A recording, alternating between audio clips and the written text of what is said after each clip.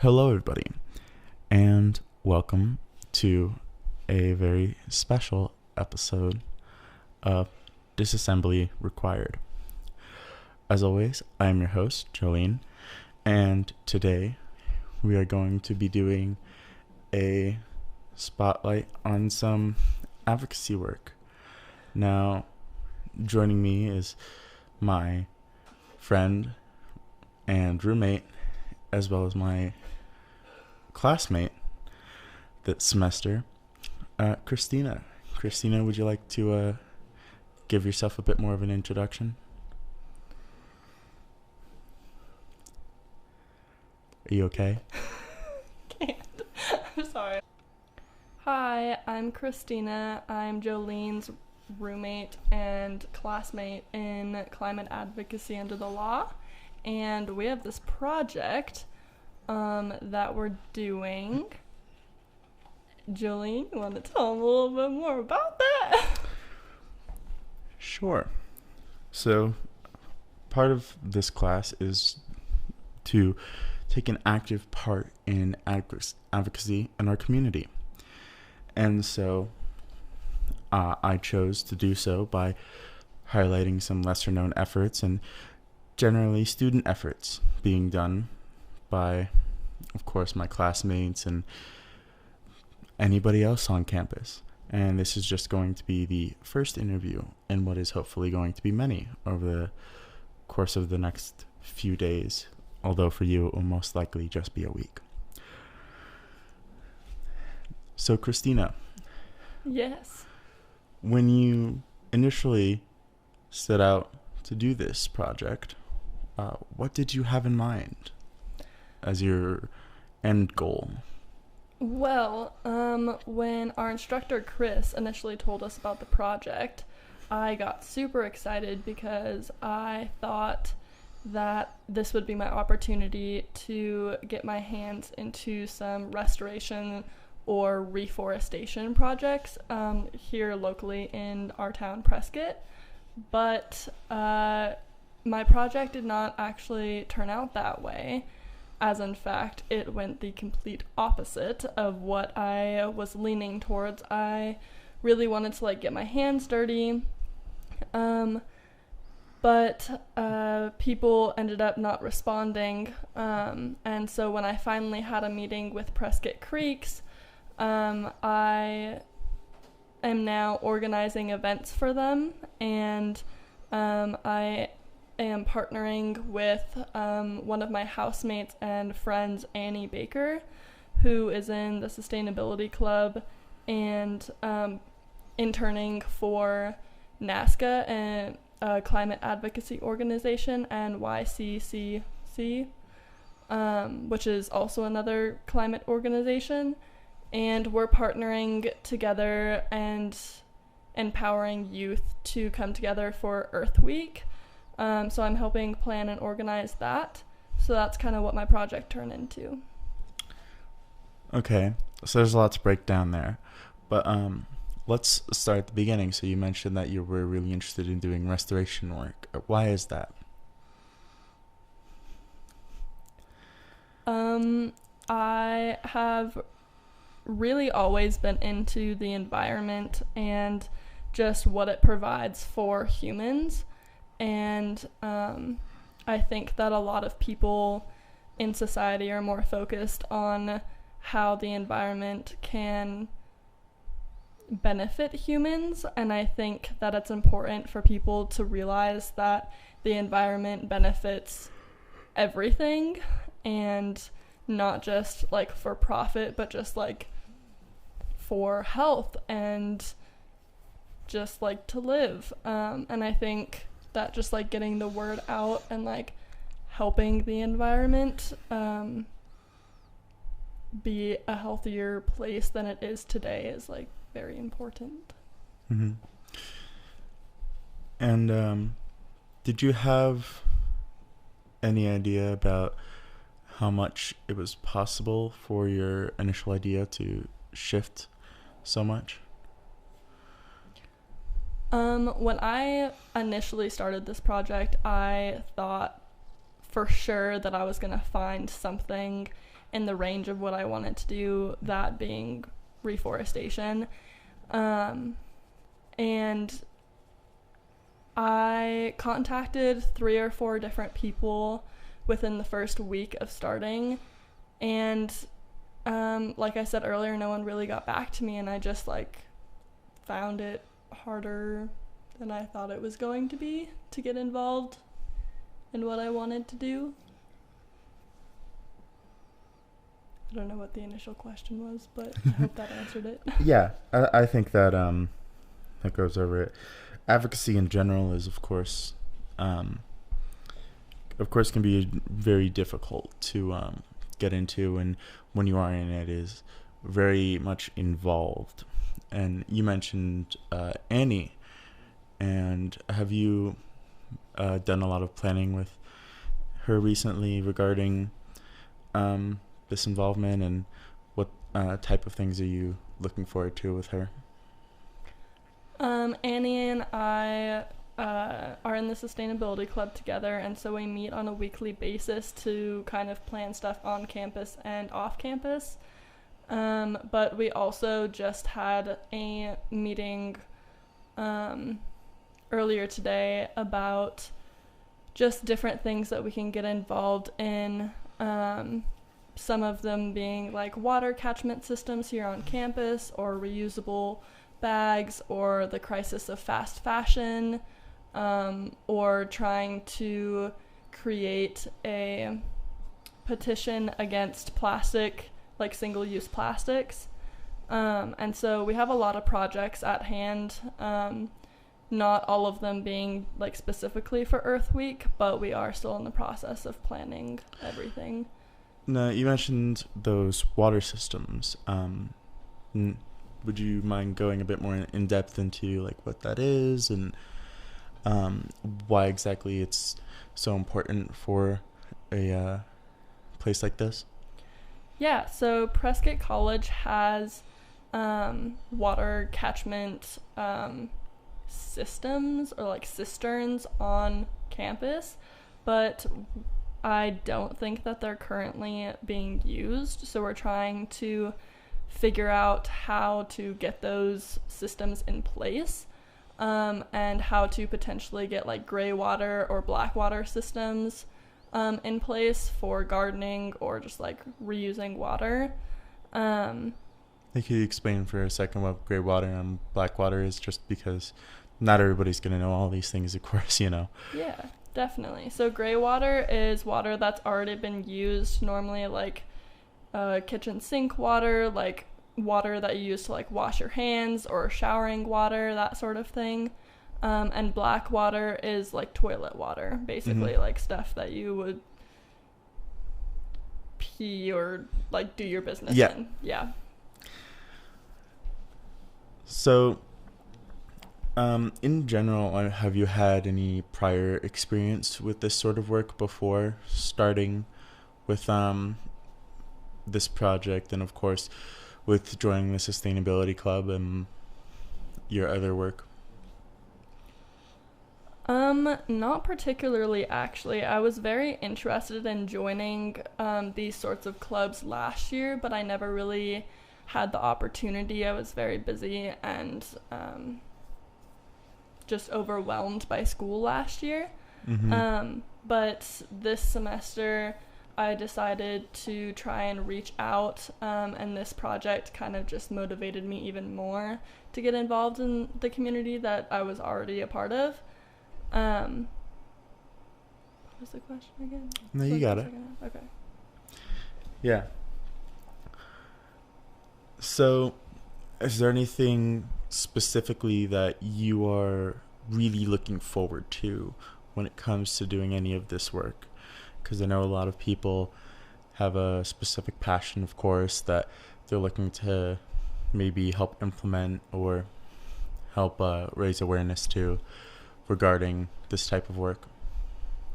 Yeah, I'm really passionate about anything and everything that comes to the environment, but really I think the big one for me is just like getting my ideas out there, because I have a lot of them, and I don't think I've ever really had the opportunity that I have right now to kind of tell people what those ideas are and like actually see them being put into action and get to like get people excited about those ideas. Mm-hmm. Yeah. So you're very much excited to just even be able to participate at this point.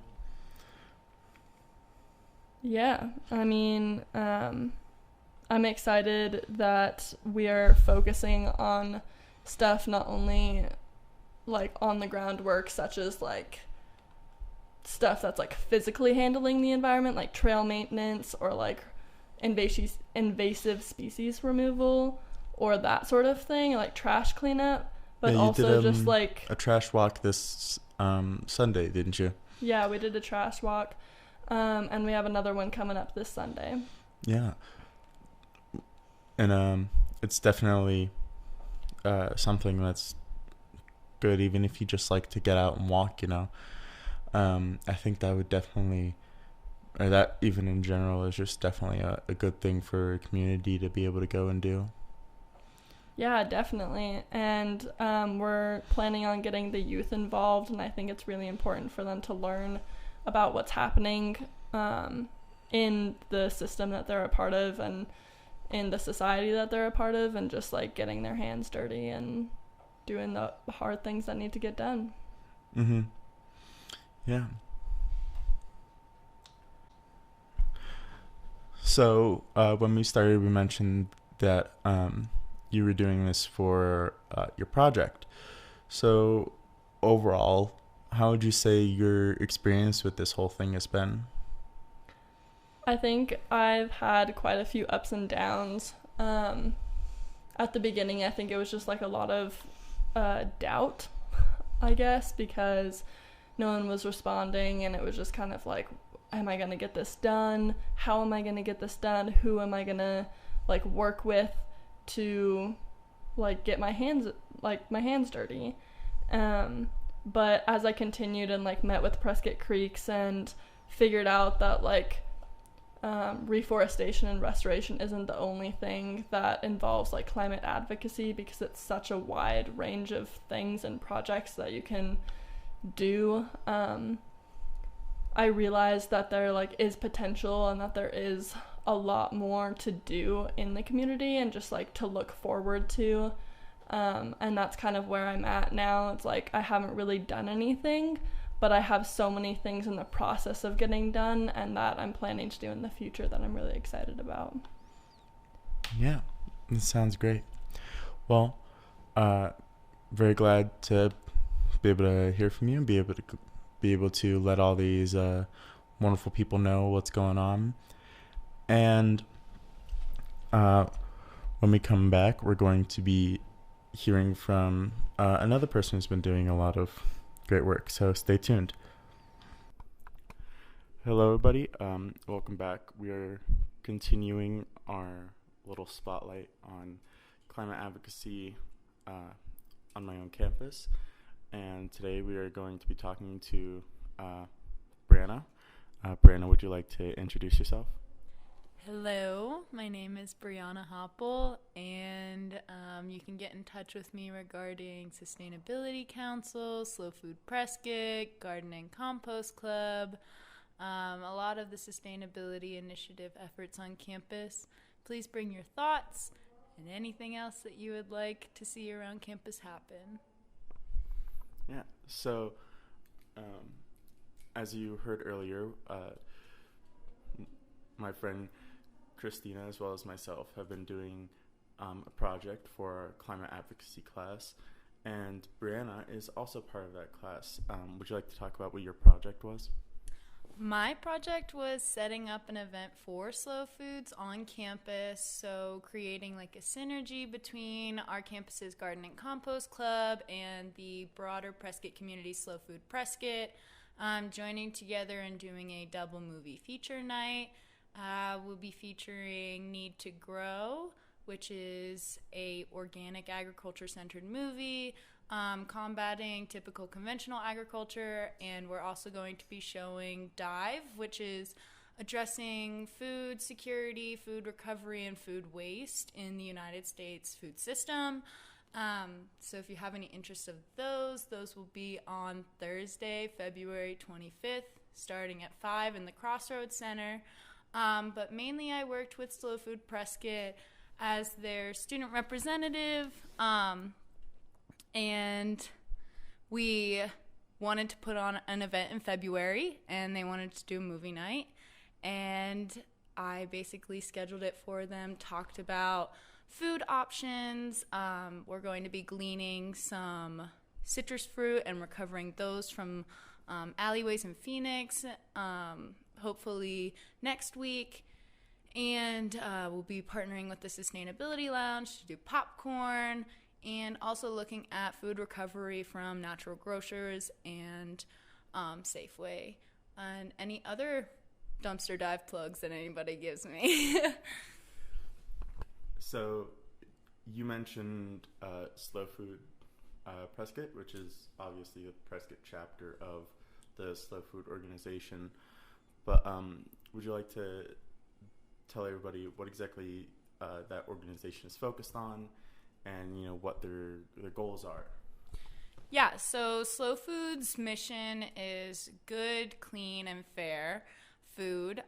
So the good centers around like sustainable agriculture practices, environmental, as well as the clean. And this is just like, it's proven that organic vegetables have more nutrients than conventionally grown vegetables. So that's kind of the idea of slow food, is not mass producing, not just having it all be one seed grown in 2,000 acre crops. And then the fair part, which is a big part in the Southwest, is like social justice issues, and working with, especially around here, involvement of social justice for Slow Food Prescott is around like indigenous rights and indigenous lands, and heritage foods and cultural awareness, and advocating for that. I think that all those components of Slow Food's motto, good, clean, fair, can be applied in any setting to address problems with agriculture anywhere around the globe. So that's kind of the simplistic motto for Slow Food International, and every chapter chooses to adopt that in their local food system. So what exactly drew you to this specific organization, and how has working with them so far impacted you personally? I'm drawn to this organization because I am a sustainable agriculture and food systems major. I'm also in the Sustainable Food Systems Master's program here. So my life revolves around food and issues with food, how food reacts with your body, how food impacts the environment, how food impacts people, how some people are more susceptible to food injustices, food accessibility, inaccessibility. So this organization just kind of ties along with my academic interests, and also gets me a connection with the broader Prescott community. So, because the club that I'm heavily involved in right now, the Garden and Compost Club, would like to do more community activities with Prescott like townspeople. So they'll be trying to get more connections out in the town, which is perfect because we have the same missions that we want to accomplish, and we also have more connections now. So mainly my food morals just align with Slow Food's morals.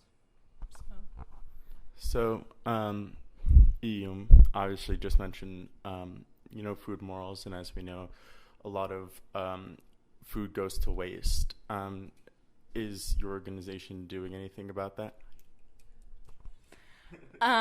So currently Slow Food Prescott I haven't heard much about them doing food recovery and food waste.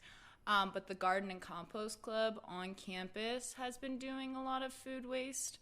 And there's food recovery spots on campus. So there's the SAC. The Student Activity Center has like a food cabinet. There's the AmeriCorps building. Annie Reef Snyder usually recovers food on Thursdays, and there's also the food box and the sustainability lounge. So that's kind of places around that are addressing food insecurity or recovering food excess. The Garden and Compost Club and also the Sustainability Lounge have been doing compost pickups for the residence halls, hopefully to encourage more people to compost, since they won't have to be taking care of the buckets themselves, and kind of creating a uniform streamline into the compost system and controlling more of what goes in there, and controlling the quality of our compost so then we can use it for our gardens. And I think around food waste, that's mainly what we've been doing. I know that there's a few like churches that do food banks in the Prescott area, and there's also Cornucopia, which is a food recovery organization in Prescott too, that goes around to groceries and donates to local food banks as well. Yeah, that's really great. I personally every month go by the Catholic Charities Service Center. It's right by the Summit building. Do you know where that is? Mm-hmm. And I go there once a month and I get some food, and I have a couple of friends who also do the same thing, and it's really helpful, especially having to, I don't know about other people, but I personally have to live off of the money I get for my work-study job, mm-hmm. which isn't always easy. But yeah, and have you been personally working on being able to promote not just your organization, but these other food reclamation efforts and food banks and such, like on campus? That is a goal for the Garden and Compost Club, / like the Sustainability Lounge, looking at making sure that students know where there's food accessible.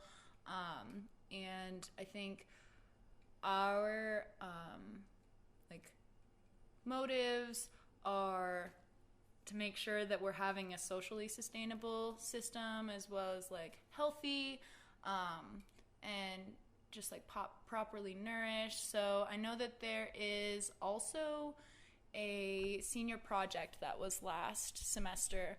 I don't know if it ever got published, but a student did a local food guide, and so they did a lot of farmers and food banks and like local restaurants and stuff like that, that would help somebody who is walking into the Prescott community become accustomed to the food system a lot easier than doing outside research. So I think that would be awesome to find like a place where we could put like just addressing food insecurity, and addressing awareness around like food waste on our website or something like that, so then all students can access it. Mm-hmm. Like a directory or something. Yeah. But that hasn't been done yet. Yeah, I know. There's a lot of stuff that the website is a bit behind. They've got a really old system apparently. But yeah, is there anything else you would like to mention before we close? Just that I guess we are always looking for support for especially our garden and compost systems on campus. Any Slow Food Prescott members would be awesome. And I guess my leaving note would be, if you don't like the smell of compost, then you gotta help turn it so then it doesn't smell bad.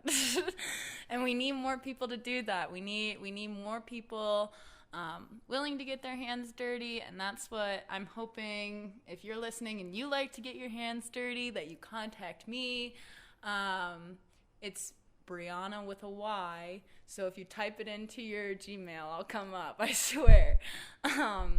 Yeah, just looking for more involvement and looking for more enthusiasm. And as the weather gets nicer and we get out into the gardens, I'm hoping that happens and people are ready to be in the soil and work with the land, So.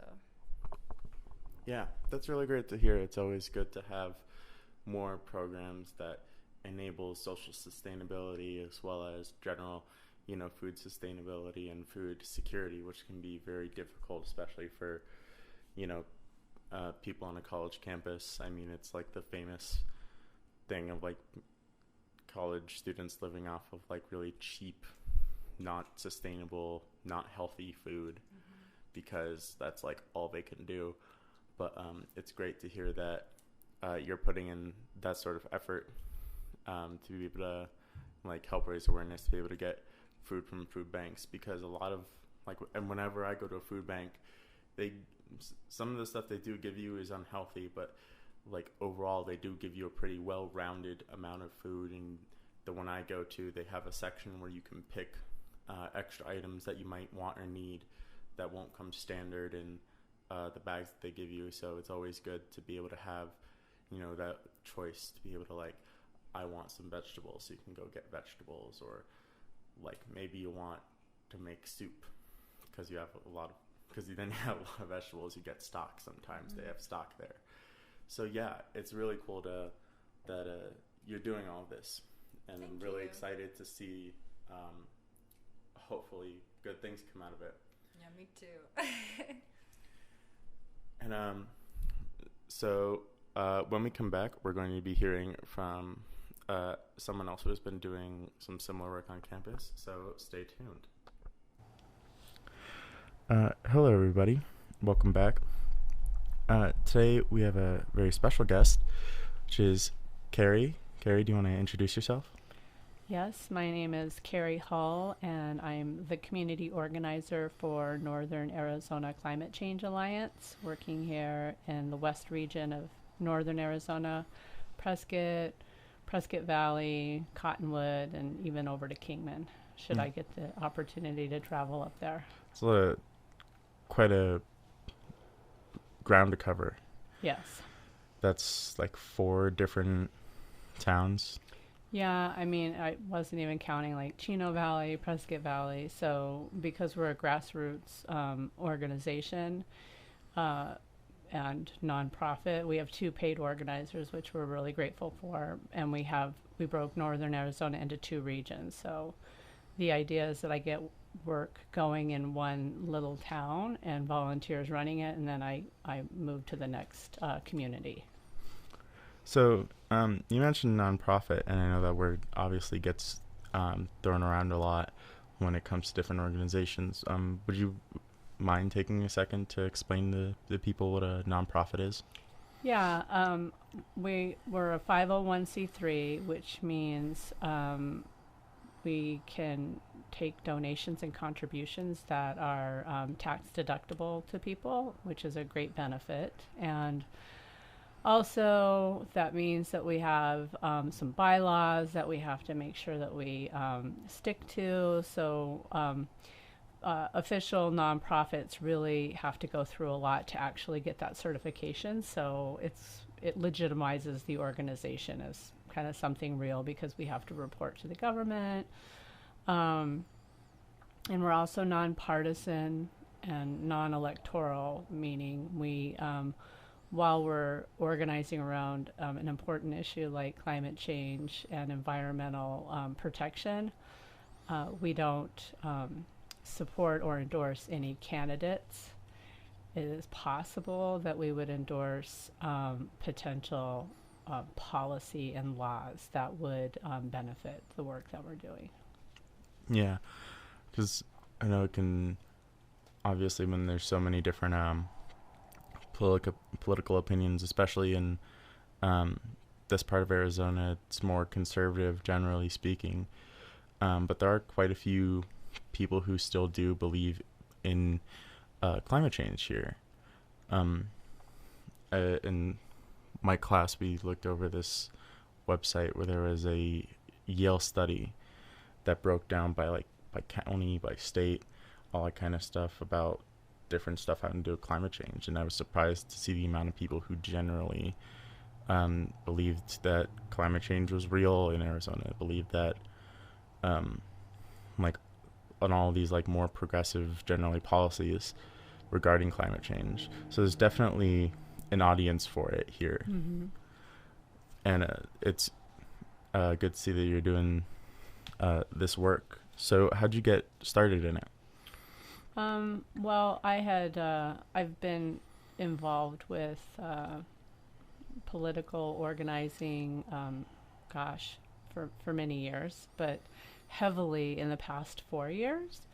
And so while I was doing that work, it gave me the experience that organizer needs in order to land a job such as this, which is what they said would happen, and it actually did.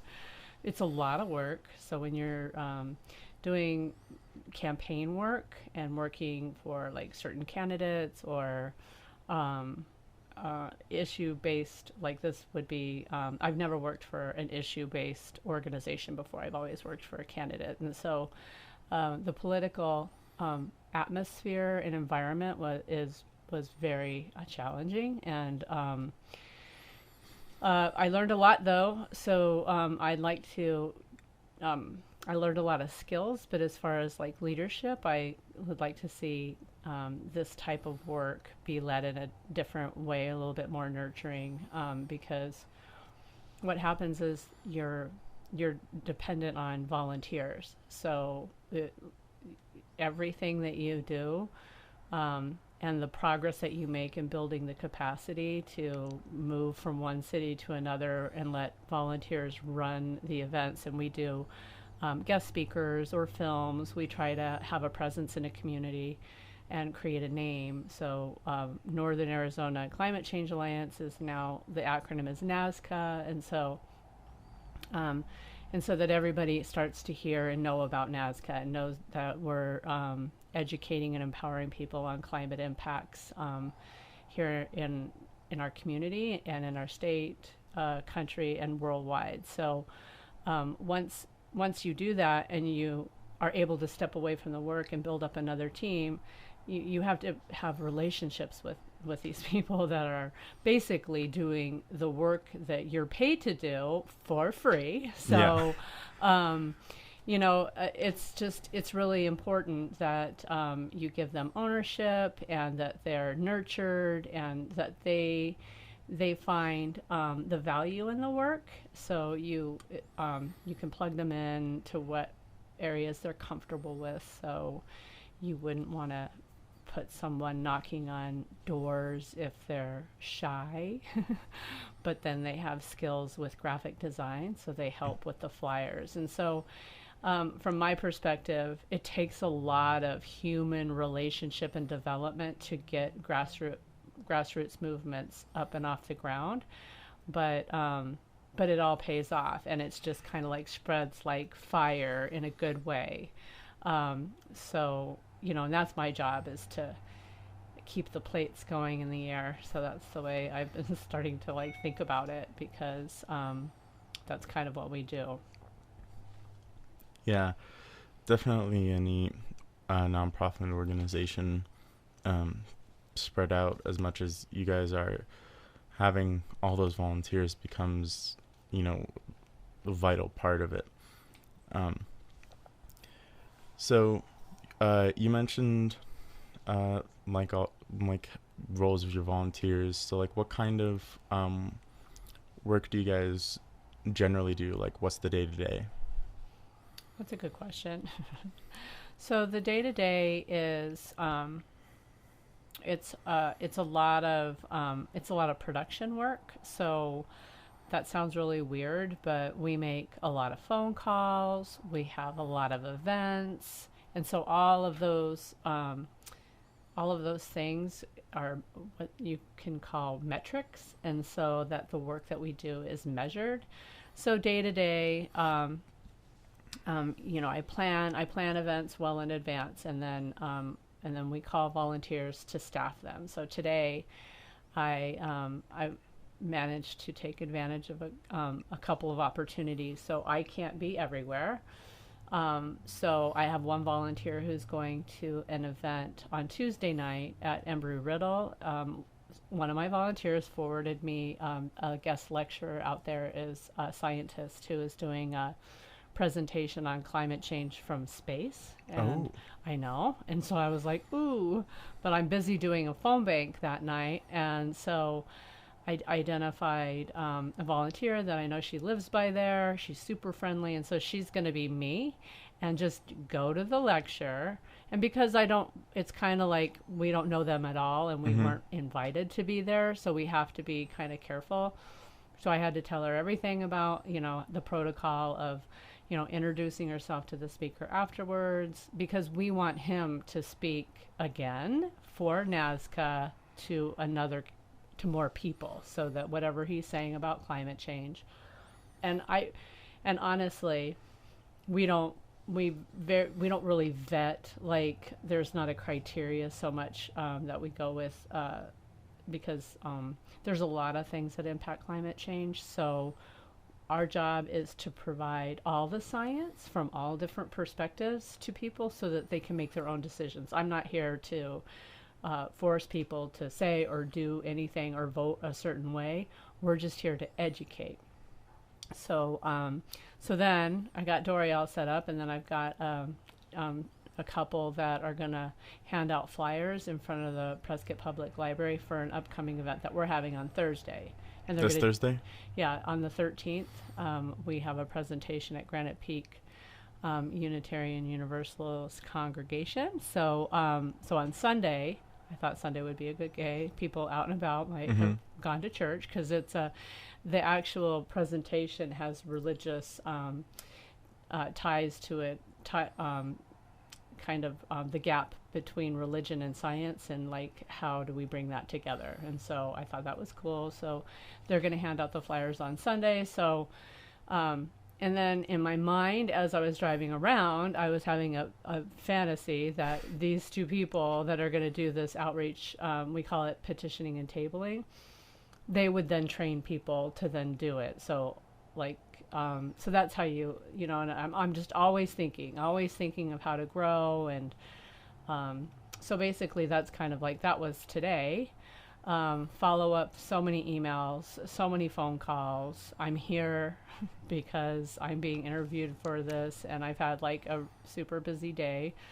And when you're organizing and you're trying to get some change around an important issue like climate change, there's really not a lot of room for like excuses. And this is really a critical time for people that when they feel hopeless, that I try to convey to them how you get hope, or at least from my experience, the way that I derive hope day to day within this climate crisis is, I do something.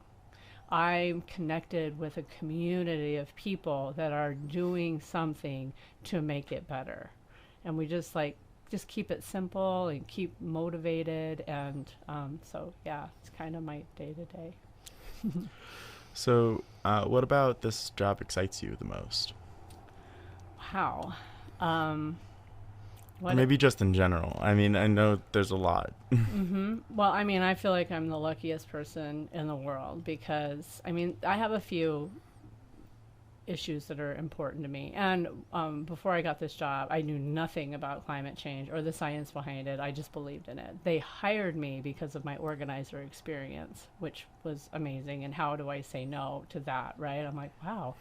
So after 12 months of, so I've had this job for a year. So after 12 months of intense guest lectures and learning about it, I'm just like, wow, obviously this is the most important issue, because all my other issues really don't matter if we don't have a planet to live on.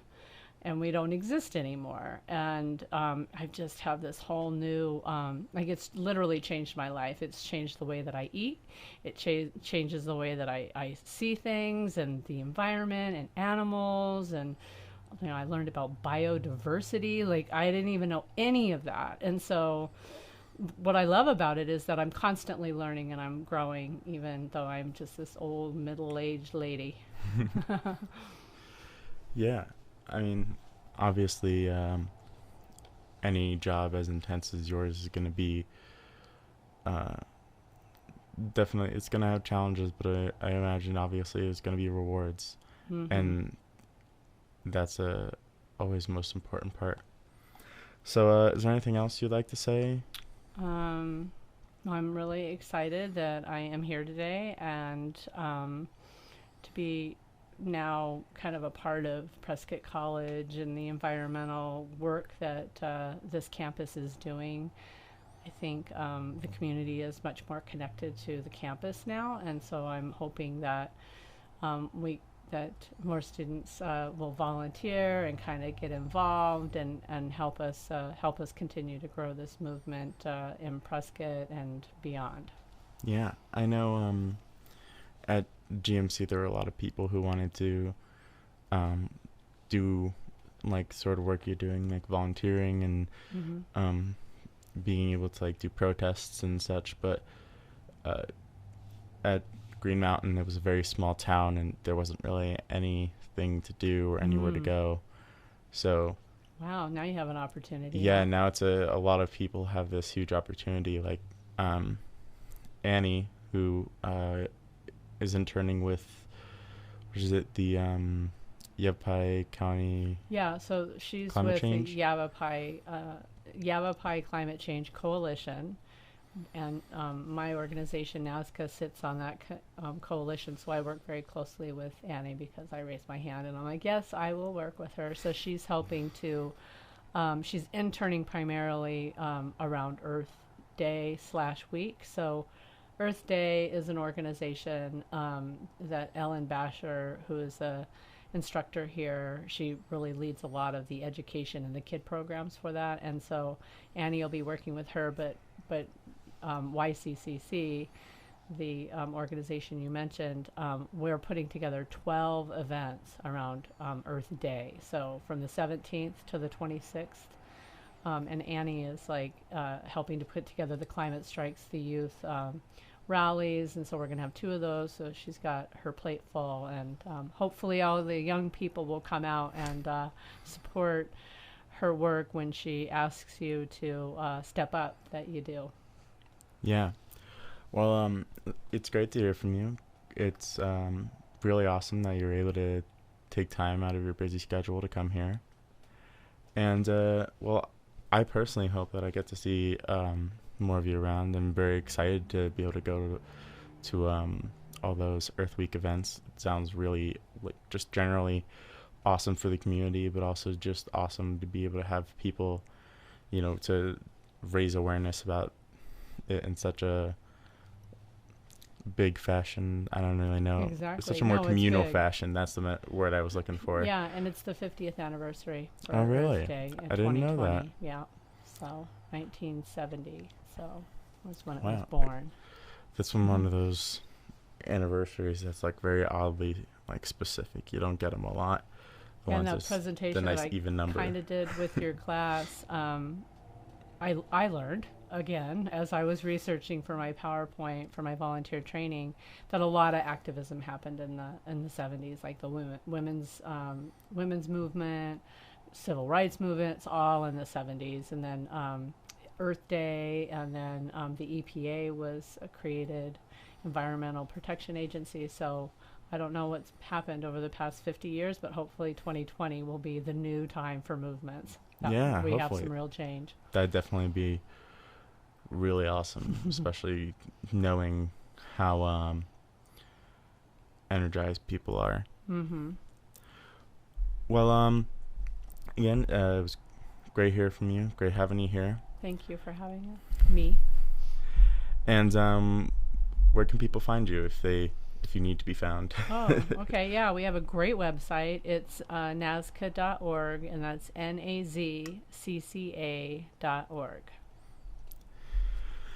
Yeah. I definitely recommend going there if you're interested in volunteering, or if you're in northern Arizona. I mean, if you're in like Canada, I don't think it'd be as good. Maybe find a local place in where you are then. But yeah, again, thank you for being here, and thank you all for tuning in right now. When we come back, we'll have another guest, and we will see you in a bit. Hello, everybody. Back again, once again, obviously. So right now on the show, we have Annie Baker. Annie, would you like to introduce yourself? Tell us what you do.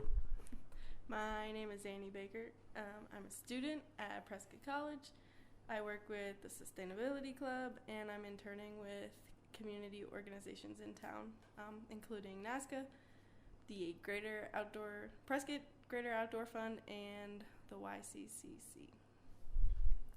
So, how long you've been interning with those organizations, or that organization? Or? It officially started in January, but I had been planning with them since December. And are you planning anything interesting coming up that we might be able to see?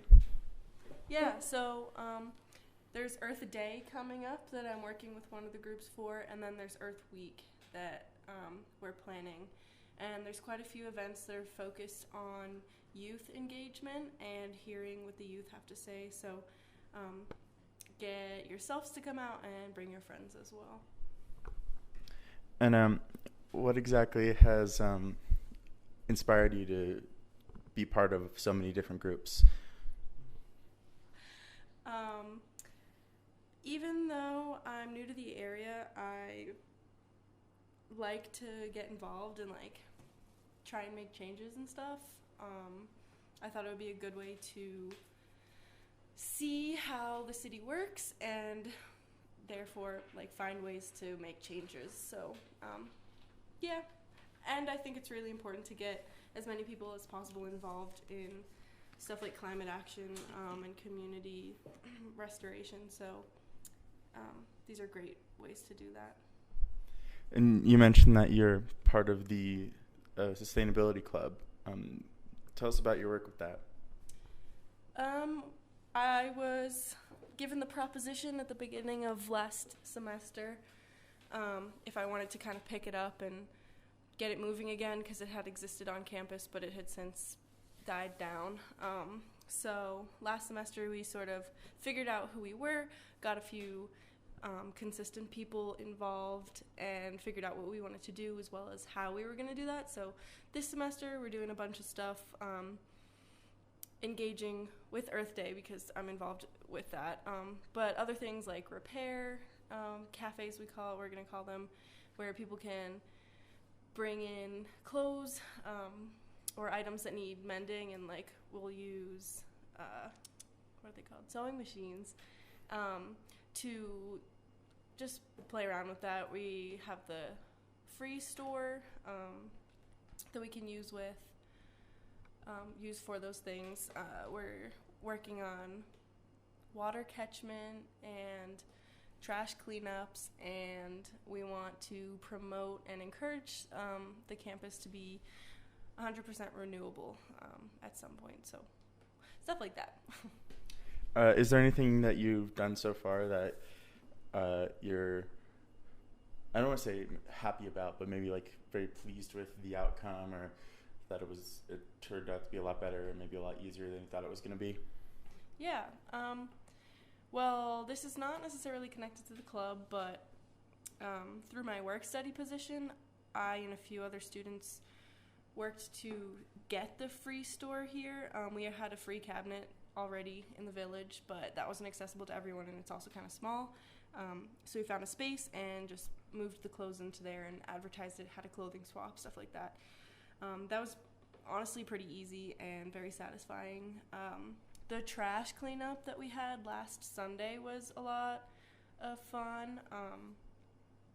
It was a great first run. We need to organize a little bit better and do kind of logistical things, but it was a lot of fun. So I'm excited for what's to come for sure. You say you take a lot of enjoyment in your work. Yes, otherwise I couldn't handle it. Yeah, it sounds like you, in general, have a lot of. I believe an idiom that could be used is a lot of fingers and a lot of pies. I want a pie. Oh, pie is really good, but that's a bit off topic. So I know that you actually started back up with the composting on campus when we initially arrived. That wasn't really as big of a thing. Can you talk about what that's been like? Yeah. So at GMC, my last school, for those who don't know, I was on the same sort of job that I'm doing here, but because we had an existing pile, I worked really closely with that. So of course, when we came here and there wasn't one in use, even though the infrastructure was here, we were of course just like, we got to get this started. So I definitely had initial interest in that, and then there were a few other groups that actually took the lead for that, which is awesome. They're doing a great job keeping it running. Right now I attend the garden and compost meetings and work with the people who are doing that through our work study and stuff. I help turn the pile, and I kind of bring the bin from our house to the pile and take care of that. But I mean, I can tell you about it. I just haven't been the one to set it up this semester. You mentioned your internship. Can you go a bit more into detail about that? Because I know you spoke with us in my climate advocacy course, but obviously not everybody listening will have been there for that. So can you talk a bit about the organization you're working for, what it's been like, and that sort of thing? Yeah, NASCA is for Northern Arizona. It's the Climate Change Alliance. They are working to do a lot of stuff within this region. They're a great support for a lot of events. They have speakers and stuff like that. They've helped boost rallies and marches, which is awesome. YCCC is Yavapai County Climate Change, I want to say coalition, and so they are based here in Prescott, and it's a group of people. Honestly, a lot of these people are retirees, and that's why they have been promoting youth involvement. Well, that's not why, but because they see the importance of youth involvement, but they also recognize that having that one demographic is a little limiting, which is great and excellent for them to be branching out. They are working on quite a few local things. They have some plans in the works that I'm really excited about seeing. They definitely are a group of people who are motivated and really strategically thinking of ways to get things done in this city where not everybody's on the same page. So there's a lot of work to do with the public and the officials, which is pretty cool. And the Greater Prescott Outdoor Fund is a group of people kind of encouraging everyone to get outside and get moving and be outdoors and engage in community stuff like that. So it's all been fun to learn these people who are influential within this sector of the city. They're all grassroots movements, and it's just a lot of people putting in a lot of work, which is cool because that's what we're all trying to do. So you mentioned also that at your last college you sort of had a similar job. How is it different being here instead of a Green Mountain, considering that position? How is it different here than it was at GMC? At GMC, there was a lot of infrastructure that was already in place when I got there because they had been working on this environmental sustainability section so heavily for the past 15 years. So there was a lot of stuff in place already, and I just kind of picked it up, and we were making improvements as we were going along. There were already a lot of relationships established, which made things a lot easier, and we were at the point where we were ready to let go of a lot of our focus on that stuff because it was already there, and we wanted to boost our efforts on social sustainability and incorporating the two because they're very intertwined. So that's where we were at. And here we came, and there is a strong social justice component, but my feeling is a lot of people don't understand, including faculty, like professors, don't really know how integrated they are. A lot of the professors don't really, I don't want to say professors. I don't know if you're going to edit or if this will. I don't mean to say, just professors. It's a lot of different components on campus that there's just some learning to do about how intersectional these different elements of what we call sustainability are. So the sort of green environmental things that we're trying to change and make progress with on campus, because when we came here, they were not to the levels that some of us were expecting, in a way that just because we already had that established from where we were at. So we're working to make some changes, and we want to work with other people to sort of bridge any kind of gaps or misunderstandings, because everything has to work together for it to be the best that it can be, sort of thing. So is there anything else you would like to bring up? Maybe Jolene can leave my contact info, or I can say it now. You can say it. Okay. Well, my email is my name, annie.baker@student.prescott.edu.